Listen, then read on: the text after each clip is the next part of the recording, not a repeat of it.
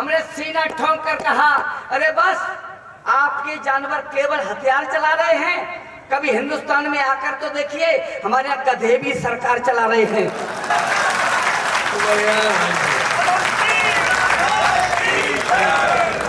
बढ़िया। इस समय आप देख रहे हैं सबरस टीवी।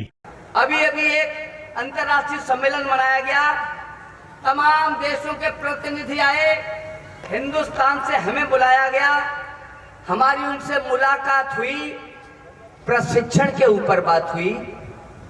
अमेरिका के प्रतिनिधि बोले हमारा प्रशिक्षण बेहतरीन है, बंदर हथियारों में गोला बारूद भरते हैं, लंगूर फायरिंग करते हैं। बंदर हथियारों में गोला बारूद भरते हैं, लंगूर फायरिंग करते हैं।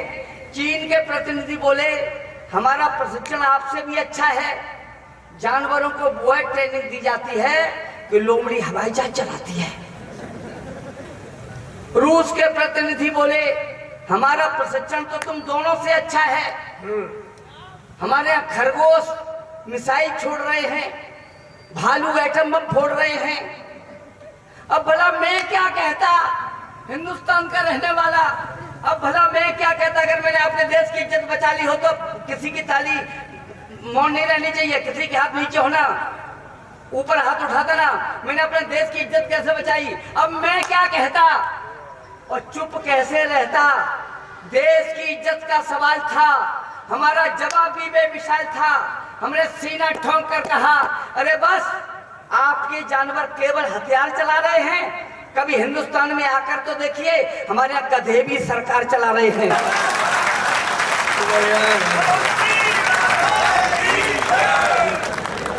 बढ़िया।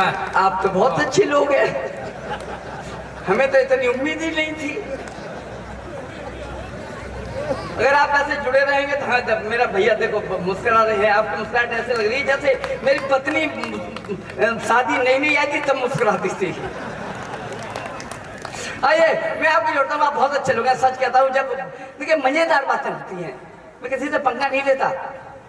मैंने कहा ना, जैसे ही मैं आगरा से आया था तो मैं एक गाड़ी थी मेरे पास, मैं गाड़ी में जैसे ही आया, आगे दरोगा जी खड़े थे, बोले इधर आओ। मैंने कहा क्या है सर? बोले कागज।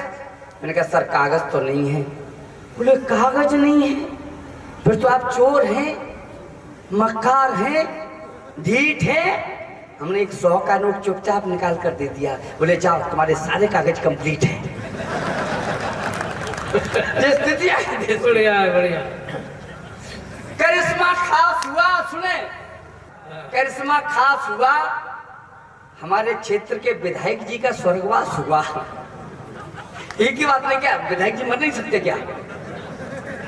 अरे बड़े आदमी तो मरेंगे नहीं क्या? करिश्मा खास हुआ, हमारे क्षेत्र के विधायक जी का स्वर्गवास हुआ।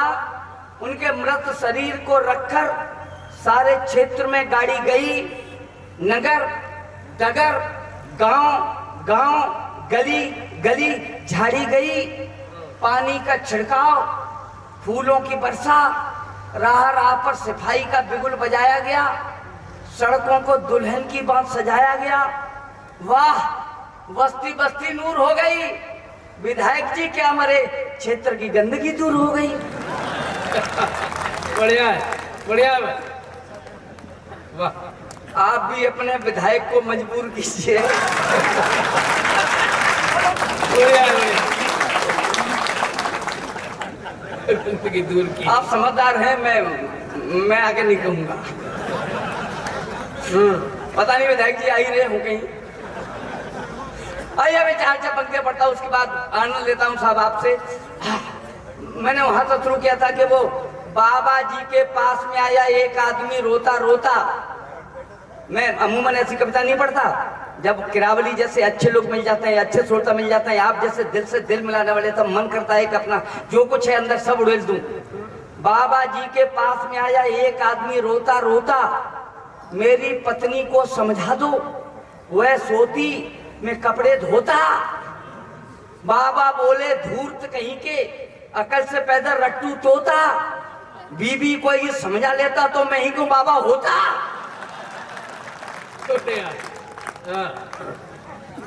बहुत अच्छे लोग हैं। अच्छा बात आई गई है तो साहब एक भैया बैठ जाओ, अब बैठ जाओ भाई। हाँ मुझे पता है, जो कुछ करना यहीं कर लो, जाओ मत।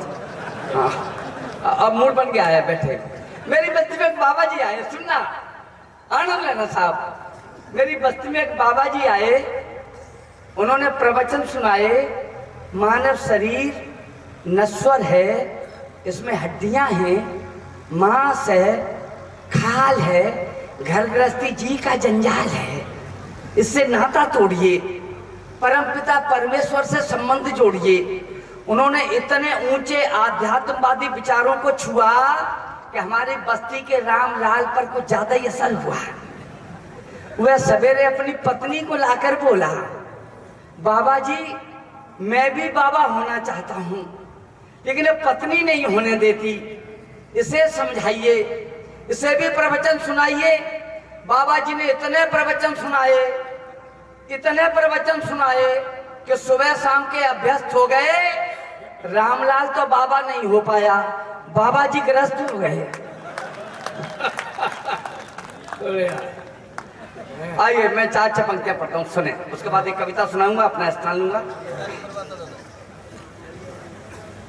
7 साल आप अच्छे लोग हैं, इसका ध्यान रखना कि अच्छे लोग क्या करते हैं। अच्छे लोग अच्छी तालियां भी बजाते हैं। 7 साल शंकर की सेवा, सच्चे मन की सघन साधना, मन को मान मुनि का मंदिर अर्जित की थी कठिन भावना, घोर तपस्या की थी हमने, तब शिवजी के दर्शन पाए, लिए हाथ में डमरू भोले, एक रात सपने में आए, कान पकड़कर बोले हमसे, बता कष्ट क्या काम करूं। मैं हाथ जोड़कर बोला, हे परमेश्वर पैर परूं, राजनीति का कठिन दौर है, मेरा भी उद्धार करो, मेरे घर में एक राष्ट्रीय नेता का अवतार करो। मेरे घर में एक राष्ट्रीय नेता का अवतार करो।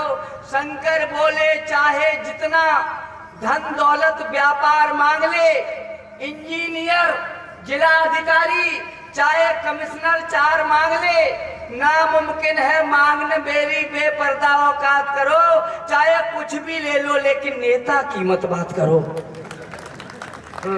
चाहे कुछ भी ले लो लेकिन नेता की मत बात करो।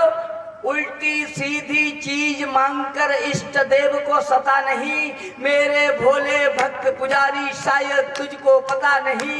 गुंडे 60 शराबी 64 तन से हट्टे कट्टे हों, 51 गद्दार 72 सातिर चोर इकट्ठे हों, झूठा लवार 84 संग माफिया 30 मिले, कुछ कहकर कुछ करने वाले 8420 मिले। आप तो ऐसे सुने हो जो सत्यनारायण कथा हो रही है। गुंडे 60 शराबी 64 तन से हट्टे कट्टे हों, 51 गद्दार 72 सातिर चोर इकट्ठे हों, झूठा लवार 84 संग माफिया 30 मिले, कुछ कहकर कुछ करने वाले 8420 मिले। रिश्वतखोर हरामी 100 हों, ठग पूरे 45 हों, अपराधों में सजा याफ्ता कम से कम 47 हों, ढोंगी बेईमान 66 58 छंदी हों, एक साथ सब मरे इकट्ठे नरक लोक में बंदी हो, उन सब की आत्मा मिलाकर फिर जो जीव पनपता है, मरे 500 लोग कहीं तब नेता एक। बहुत बढ़िया, वाह। नेता एक पनपता है, बहुत बढ़िया। मैं समझ रहा हूँ, मैं आपकी मैं मुझे पता है, मैं पढ़ दूंगा, मैं दोबारा पढ़ दूंगा, और मैं तो सप्लीमेंट्री में ही पास होता रहा हूँ, लेकिन इस बात की क्या गारंटी है कि दोबारा आपके समझ में आई जाएगी। और आदरणीय भूप सिंह ये मुस्कुरा रहे हैं। और देखिए विद्यालय में जब विद्यालय की बातें बहुत अच्छी होती हैं, वो हमारे यहाँ एक इंस्पेक्टर आ गया। आदरणीय भूप सिंह सुनना, आप देश की स्थिति बयां करता हूँ आपके सामने। हमारे यहाँ एक इंस्पेक्टर आ गया और वो कक्षा 3 की कक्षा में प्रवेश कर गया। एक लड़के से पूछा, ए बेटा बता उत्तर प्रदेश की राजधानी। उनके साथ उत्तर प्रदेश की राजधानी तो सैफई में है। वो टेंशन में आ गया, इंस्पेक्टर टेंशन में बोले, हे किसने बताया, ये कौन लड़का है, क्या पढ़ाया जाता है इससे, इसका नाम काट दो। लड़का बोला, सर आप मेरा नाम काट ही नहीं सकते। बोले क्यों नहीं काट सकता? बोले मैं स्कूल में पढ़ता ही नहीं। बोले स्कूल में पढ़ते नहीं हो तो यहाँ क्या करने आए? बोले सर कल हम गुरुजी हमारे घर गए थे, कह रहे थे कि इंस्पेक्टर आएगा, स्कूल में बच्चे नहीं हैं और मिड डे मील में 500 लिखे हैं, तू आके स्कूल में बैठ जाना। तो मैं तो बैठ गया। इंस्पेक्टर और ज्यादा टेंशन में, बोले अध्यापक कैसे अध्यापक हो, नकली बच्चे रखते हो, तुम्हें शर्म नहीं आती, तुम्हें सस्पेंड किया जाएगा। बोले सर आप सस्पेंड कर ही नहीं सकते। बोले क्यों नहीं कर सकता? बोले मैं टीचर हूं ही नहीं। बोले तुम टीचर क्या करने आए? बोले टीचर हमारा बड़ा भाई है, वो भाभी को लेने ससुराल गया है, मुझसे कह गया है कि कल इंस्पेक्टर आएंगे, तू स्कूल में चला जाना, पढ़ाने बढ़ाने से तो कोई काम है नहीं। तो मैं तो आ गया। वो सीधे हेडमास्टर के ऑफिस में गई। बोले हेडमास्टर, नकली बच्चे, नकली टीचर, तुम्हें अभी सस्पेंड किया जाएगा। बोला सर टेंशन नहीं, कुर्सी पे बैठो, आराम करो, मैं हेडमास्टर हूं ही नहीं। बोले हेडमास्टर हमारे पिताश्री हैं, वो इलाहाबाद तारीख करने गए हैं, वो कह गए हैं कि कल इंस्पेक्टर आएगा और ये 10,000 की गड्डी दे गए हैं। बोले कि ये गड्डी दे देना, इंस्पेक्टर चुपचाप चला जाएगा। उनके साहब लो आपकी उपस्थिति में हाजिर है। इंस्पेक्टर ने गड्डी रखी और बोला हे बेवकूफ हेडमास्टर, वो तो मैं हूं कि 10,000 में माने जा रहा हूं, अगर असली इंस्पेक्टर आ जाता तो। बढ़िया है भाई, वाह वाह भाई, बलोदरा बहुत बढ़िया। ये स्थितियां हैं साहब, देश की परिस्थितियां। सच कहता हूँ मेरे भाई, जितने नौजवान भाई बैठे हैं, जितने आवेदन करते हैं, मैं उनसे गुजारिश करना चाहता हूँ, एक कविता पढ़ता हूँ, उसके बाद अपना स्थान लेता हूँ। साहब मैंने अपने जीवन में, मुझे विनोद से विनोद राजयोगी किसने बना दिया? केवल एक घटना ने, कल्पना नहीं है, सच्चाई है, जिसने मुझे यहाँ मंच तक लाया, जिस घटना ने मुझे मंच तक लाया है। केवल घटना इतनी थी कि मैंने एक ही आवेदन अपने जीवन में किया, मात्र एक। आदरणीय भूप सिंह जी आप सुन लें, मैं आपके लिए आया हूँ। केवल उन्होंने कहा था कि वो एक मैनेजर साहब ने कार्यक्रम कराया है, एक ही आवेदन किया IAS का। उसमें 3 आला अधिकारियों के हस्ताक्षर होने थे। नंबर 1 BDO साहब, नंबर 2 तहसीलदार साहब, नंबर 3 DM साहब। हम सबसे पहले अपना आवेदन BDO साहब के ऑफिस में लेकर पहुंचे। BDO साहब बहुत ईमानदार आदमी थे, उन्होंने तुरंत हस्ताक्षर कर दिए। बोले बच्चे की भविष्य का प्रश्न है। लेकिन जैसे ही मैं ऑफिस से निकलने वाला था, वो बगल में वो बाबू बैठते हैं, उन्होंने मेरा कॉलर पकड़ा, बोले इधर आओ। मैंने कहा क्या है सर? बोले हस्ताक्षर हो गए? मैंने कहा हाँ सर हो गए। बोले 100 रुपये लाओ। मैंने कहा 100 रुपये किस बात के? बोले हस्ताक्षर कराने के। मैंने कहा सर मेरे पास तो नहीं है। बोले 100 रुपये नहीं है, हस्ताक्षर कराने चले आए, शर्ट उतारो। उन्होंने मेरी शर्ट उतार दी। सच कहता हूँ मेरे भाई, उसके बाद मैं सीधा तहसीलदार के ऑफिस में गया, बड़े आसानी से हस्ताक्षर हुए। पेशकार साहब ने मुझे रोका, बोले 200 रुपये लाओ। मैंने किस बात के? बोले हस्ताक्षर हो गए हैं। मैंने कहा सर अगर 200 रुपये होते तो BDO साहब के बाबू हमारी शर्ट क्यों ले लेते? बोले शर्ट दे आए, पैंट लाओ। उन्होंने मेरी पैंट उतार ली। सर गरीबी इतनी थी कि मैं बनियान पहनता ही नहीं था। फिर मैं DM साहब के ऑफिस में तो गया ही नहीं।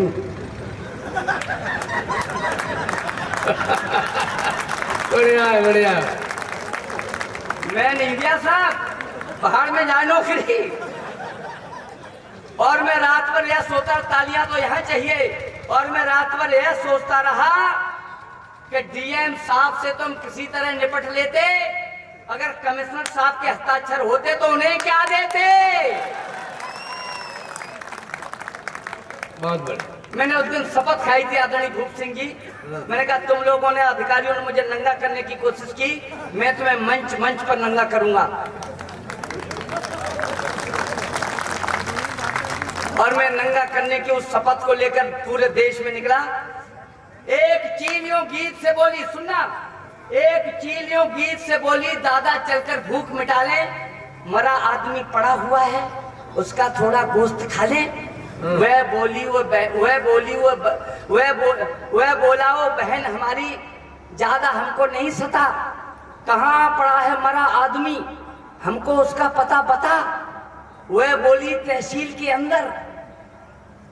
जहां पर खंबा गड़ा हुआ है ठीक उसी खंबे के नीचे मरा आदमी पड़ा हुआ है।